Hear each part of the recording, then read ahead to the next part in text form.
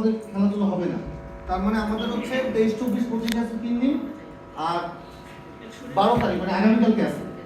তো মানে পরশু পরীক্ষা থাক বা না থাক, আমরা ছেলেরা হচ্ছে কালকে ক্রিকেট খেলতেছি মাস্ট অবশ্যই। ঠিক আছে। 23 তারিখ হচ্ছে আমাদের একটা ওই যে কেরাম বা হাবিজাবির যেসব খেলা আছে ওইটা বাকি থাকবে। 24 তারিখ হচ্ছে কি আমাদের আপুদের ম্যাডামদের একটা যেসব খেলাধুলা আছে ওটা তো অবশ্যই আমরা চেষ্টা করবো ম্যাডাম। আচ্ছা এখন ম্যাডাম 24 তারিখ আমাদের যে ফিমেল স্পোর্টস কমিটি প্লাস চাকরি ম্যাডাম আপনারা একটু কাইন্ডলি 24 তারিখ সবাই একটু উপস্থিত থাকবেন। আমরা হচ্ছে হাড়ি ঝুড়ি তারপর যেসব খেলা আছে হ্যাঁ এগুলো তো রোজার মধ্যে করা যায় না। 23 তারিখ দিব। কয় তারিখ দিব? 23 তারিখ দিব।